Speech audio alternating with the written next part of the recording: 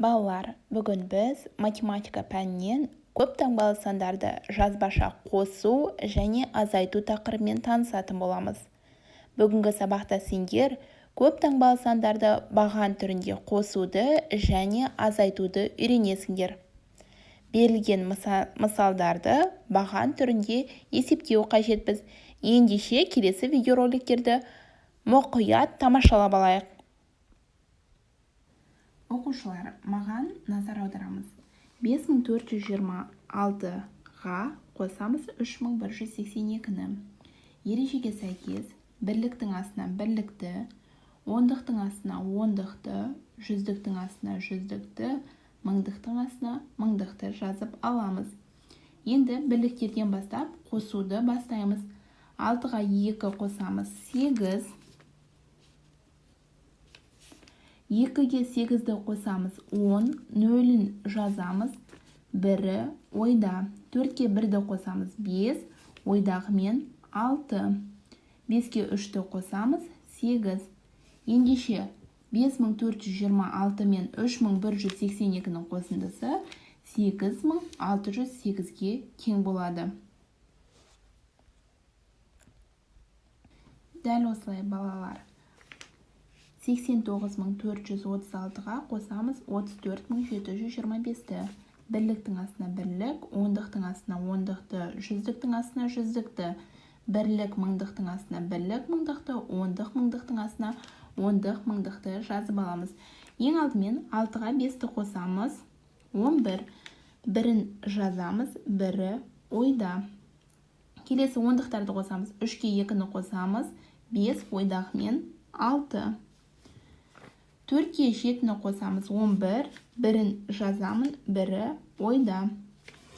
9-ға 4-ті қосамын 13, ойдағымен 14, 4-ін жазамын, 1-і ойда. 8-ге 3-ті қосамын, бізге шығады 11, ойдағымен 12. Ендеше мәні 124161-ге тең болады. Енді азайтуға назар аударайық. Дәл осылай бірліктің астына бірлікті, ондықтың астына ондықты, жүздіктің астына жүздікті, мыңдықтың астына мыңдықты жазамыз. Ең алдымен бірліктен бастаймыз. 7-ден 4-ті азайтамыз. 3. Келесі ондық бізге 6-ға тең. 6-дан 8-ді азайта алмаймыз. Алдындағы тұрған саннан бір ондық қарызға сұраймыз. 16. 16-дан 8-ді азайтамыз. 8.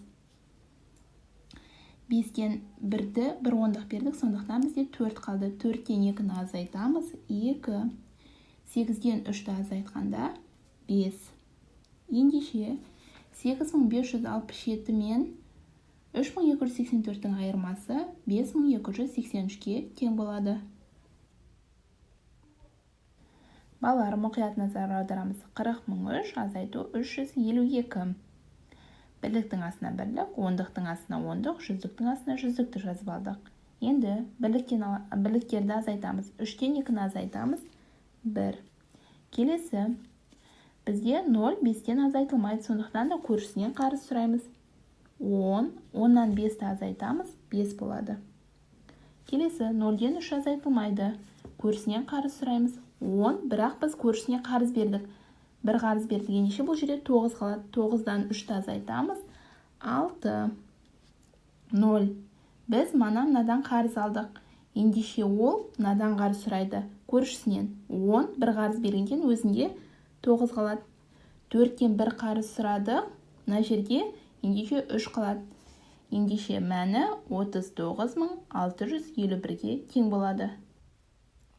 Балалар, енді сендерге тапсырма. Өрнектерді баған түрінде жаз және есепте. Келесі тапсырма. Төмендегі сандарды жүздік мыңға дейін дөңгелекте. Және келесі төмендегі сандарды разрядты қосылғыштарға дейін жүкте. Мұқият боламыз. Бірінші тапсырмада жүздік мыңға дейін дөңгелектейміз. Ал екіншісінде разрядты қосылғыштарға жүктейміз.